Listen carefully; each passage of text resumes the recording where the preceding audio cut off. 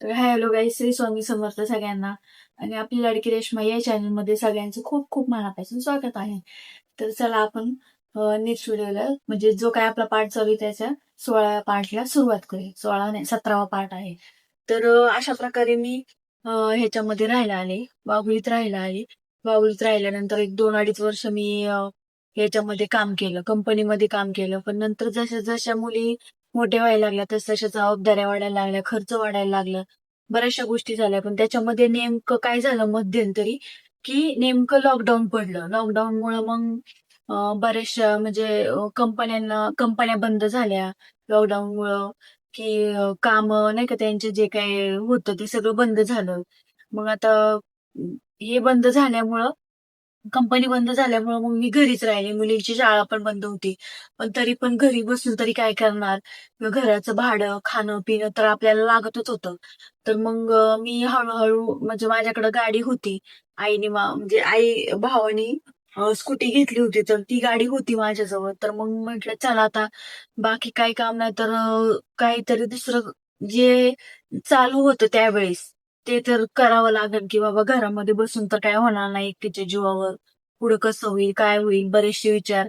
मध्ये म्हणजे तसे 2-3 महिने तर घरातच घालवले. 4-5 महिने. पण मग तिथून पुढे काय करणार, कसं करणार? की बाबा इन्कम सोर्सच नाही, बाकीच्या गोष्टी पण नाही. कसं होणार, की दुसरं कोणाचा आधार पण नाही आपल्याला, की त्या आधारे आपण राहू शकतो किंवा त्या आधारे आपण खाणं-पिणं माझं होऊ शकतं, असं काहीच नाही. बाकीच्या गोष्टी खाणं-पिणं एक वेळेस सुद्धा आपण थोडंफार कंट्रोलमध्ये ठेवू.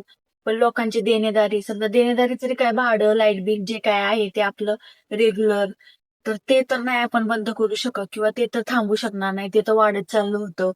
तर मग अशा वेळेस तिथल्याच जवळच्या एका मैत्रिणीने मला सांगितलं, की बाबा हे असं असं ऑनलाईन काम आहे, तर ते ऑनलाईन काम तुला जमेल का किंवा काय?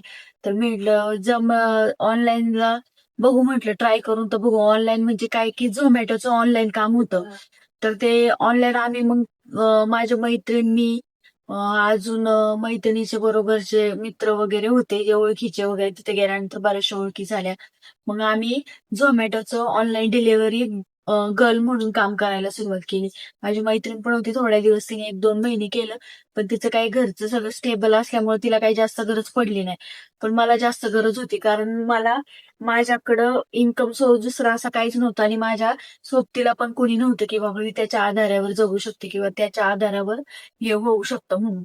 तर मग मी ऑनलाईन झोमॅटोचं काम कमीत कमी 2021 मध्ये जेव्हा आपलं लॉकडाऊन पडलं, 21-22 मध्ये, 22 मधले ते 4-5 महिने, नंतरचे तिथून पुढे पावसाळा चालू झाला. पावसामध्ये माझ्या बरोबर एक फ्रेंड होते, मैत्रीण पण होती आणि बाकीचे पण फ्रेंड होते. तर मग त्यांनी आणि आम्ही बरेच वर्ष, म्हणजे मला वाटते कमीत कमी लॉकडाऊन जोपर्यंत व्यवस्थित असं सुरळीत नव्हतं झालं, लॉकडाऊन संपलं नव्हतं, तोपर्यंत 2 वर्ष मी झोमॅटोचं ऑनलाईन डिलिव्हरी गर्ल म्हणून काम केलं. त्याच्यात पण खूप स्ट्रगल, पाऊस, वारा, उन्हाचा पण एवढा त्रास व्हायचा, पावसाचा पण खूप. पाऊस बी भरपूर असायचा. पावसामुळे पण बराचसा गोष्टींचं सामोरं जावं लागायचं. डिलिव्हरीमध्ये गाडी चालवायला प्रॉब्लेम व्हायचा, कारण पावसाळ्यामध्ये चिखल, खूप खूप रस्त्यानी असं पाणी वगैरे साठलेलं असायचं. त्याच्यामुळं मग गाडी चालवायला पण बरेच प्रॉब्लेम व्हायचा. मग तरी पण कसं तरी ऍडजस्ट करून एका दिवसाला आम्ही 500-600 रुपये तरी, सगळं जाऊन 500-600 रुपये तरी भेटतील या हिशोबाने काम करायला लागायचं. म्हणजे कमी कमी दिवसाचं 800-900-1000 रुपयाचं जरी काम करावं लागायचं, तेव्हा कुठं सगळं जाऊन मला 700-800 रुपये भेटायचे दिवसाचे एका. तर त्यानुसार मग मी 2 वर्ष ते काम केलं. मग नंतर हळूहळू लॉकडाऊन संपत आलं. मग नंतर लॉकडाऊन संपल्यामुळं मग शाळा चालू झाली, मुलींचे परत खर्च खर्च चालू झाले, की बाबा पुस्तकं, वह्या, दप्तरं, त्यांचं जाणं येणं, बऱ्याचशा गोष्टी सगळ्या चालू झाल्या. आणि मग असं स्ट्रगल करत करत मी 2-2 वर्ष तरी 2-2.5 वर्ष तरी ते घालवले. दिवाळीमध्ये परत परत मुलींना खाणं पिणं, कपडा लत्ता, त्यांच्या बऱ्याचशा गोष्टी मग आम्ही, म्हणजे मी त्या लॉकडाऊनच्या काळामध्ये आणि झोमॅटोच्या ह्याच्यामध्ये मी बरचसं त्यावेळेस स्ट्रगल करून बरेचसे पैसे पण कमवले आणि माझे जे काही आहे ते इन्कम सोर्स पण पूर्ण हे केला, चालू झाला. तर झोमॅटोचं काम मी 2-2.5 वर्ष तरी मी कंटिन्यू केलं. नंतर मग ते गाडी चालवणं, उन्हात, पावसात फिरणं ते जरा थोडंसं हे व्हायला लागलं, त्रास व्हायला लागला, की बाबा आता 2-3 वर्ष सलग गाडी चालवल्यामुळं कमरेचा पण वगैरे त्रास व्हायला लागला, की बाबा नको आता बास कंटाळा आला त्या गोष्टीचा, की ज्या सारखं पळून पळून गाडीवर पण जास्त नको वाटायला लागलं. मग नंतर मी थोडा म्हणजे मग नंतर मी 1 महिना 15 दिवस घरात आराम केला. मुलीकडे थोडंसं लक्ष दिलं. पोरींना नेऊन आणून सोडवायचं शाळेमध्ये.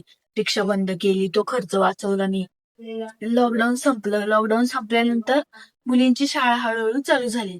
मग शाळा चालू झाल्यानंतर मग मी जेव्हा जे काय ह्याचं झोमॅटोचं काम करत होते त्यांनी पण मला खूप नाही का म्हणजे वैताग आला होता गाडीवर एवढं पळायचं दिवसभर. सकाळी 9 वाजता जायचं, रात्री 10, 9:30 वाजायचे. पोरींकडे पण लक्ष नाही.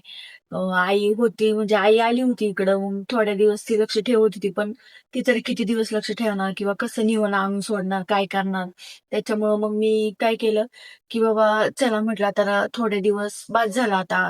म्हणजे दमल्यासारखं झालं मला या गोष्टींनी, की बाबा दररोज सकाळी उठायचं, लवकर जायचं, परत दिवसभर उन्हात, ताण, पाऊस, पाणी, जेवण वेळेवर भेटत नसायचं किंवा नेलेला डबा पण संध्याकाळी मी कधी रिटर्न घेऊन यायचे.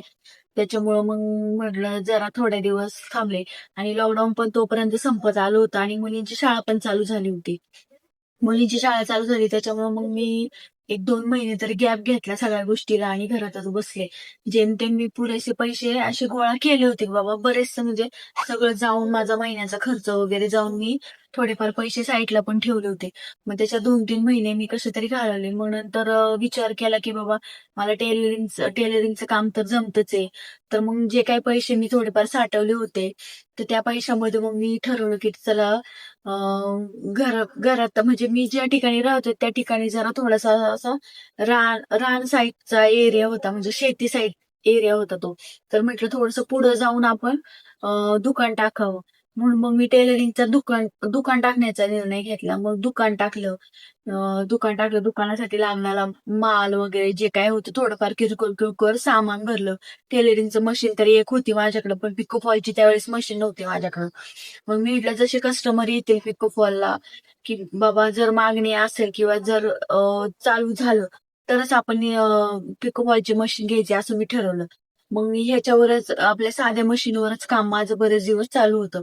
मग नंतर नंतर थोडे थोडे साड्या पण जसे ब्लाऊज शिवायला यायला लागले तसे त्याच्या मागे साड्या पण यायला लागल्या पिको फॉलसाठी. मग मी थोडे पैसे अजून साठवून मग ह्याच्यामध्ये हप्त्यावर मग मी ती मशीन घेतली 9.5. त्यावेळेस मला 11-12 हजाराला मशीन पडली होती ती.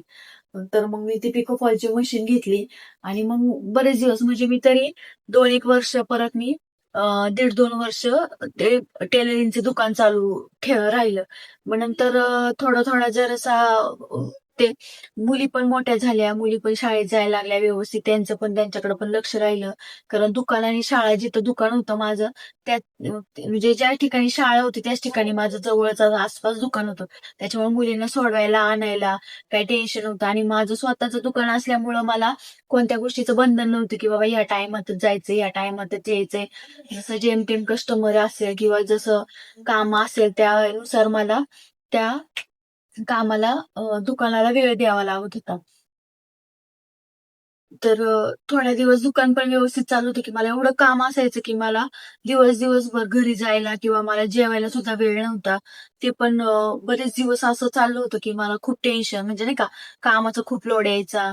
मी भरपूर काम करायचे. सकाळी मी 9 वाजता दुकानावर जायचे, कधी-कधी 8 वाजता जायचे, संध्याकाळी यायला 7-8 वाजायचे, 9 वाजायचे, 10 वाजायचे. असं व्हायचं. भरपूर काम बरेच दिवस खूप छान चाललं होतं. मुली पण व्यवस्थित शाळेत जात होत्या. मराठी शाळेतून मुली हायस्कूलला जायला लागल्या. मोठी मुलगी 8वीला गेली, बारकी 7वी-6वीला होती तोपर्यंत. 7वी-6वी 2 वर्षाचा गॅप त्यांच्यामध्ये. त्यांचं पण व्यवस्थित मला त्यांना शाळेत नेऊन आणून सोडायला पण कधी-कधी वेळ भेटत नसायचा. तर मग त्या जरा त्यांच्या ह्याच्यामध्ये झाल्या होत्या म्हणजे व्यवस्थित एकट्या जाऊ शकून त्या व्यवस्थित दोघी जणी जायच्या बरोबर, यायच्या बरोबर. मला वेळ असेल वेळ दुपारी वगैरे किंवा संध्याकाळी वेळ असेल तर मी घरी नेऊन त्यांना सोडवायची परत. त्या घरातलं काम त्यांना मग त्या मला घरात पण कामाला मदत करू लागल्या. म्हणजे जरा त्यांना जसं कळायला लागलं, की बाबा आई आपली आता दुकानावर पण काम करते, घरात पण काम करायचं एवढा तिकडून आल्यावर. तर मुलींना मी घरी किंवा त्या एकट्या जरी घरी गेल्या, तर घरी गेल्यानंतर तिथून पुढं मग घरातलं जे काही राहिलेलं काम असेल किंवा स्वयंपाक असेल, त्या माझ्या म्हणजे त्या हळू शिकायला लागल्या. हळू घरातलं काम करायला लागल्या. म्हणजे त्या थोड्याफार मला हातभार लावायला लागल्या. मला त्याचा खूप आधार वाटायचा त्या गोष्टींचा. मग नंतर अचानक काही दिवसानंतर दुकान पण थोडंसं जरा स्लॅक चालायला लागलं. मी म्हटलं चला सीझन वाईज असेल थोडंफार. तर मी तरी पण तिथून पुढे 6 महिने मी 7-8 महिने दुकान चालवलं. पण त्याच्यानंतर पण स्लॅक म्हणण्यापेक्षा ते नंतर थोडं-थोडं जरा फारच हे व्हायला डाऊन व्हायला लागलं.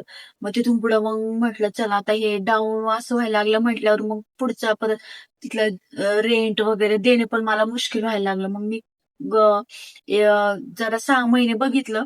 मग त्याच्यानंतर दुकान पण खाली केलं मी, की बाबा चला जाऊ दे जे काही असेल ते आपल्या घरात बसूनच करता येईल. मग मी बरेच दिवस घरात बसूनच काम केलं आणि मग मुलींचा परत खर्च वाढायला लागला, की मुली आता मोठी मुलगी 10वी ला गेली, बारकी 8वी ला गेली. तिचं पण हायस्कूलमध्ये ॲडमिशन, 10वीचं तिचं हे.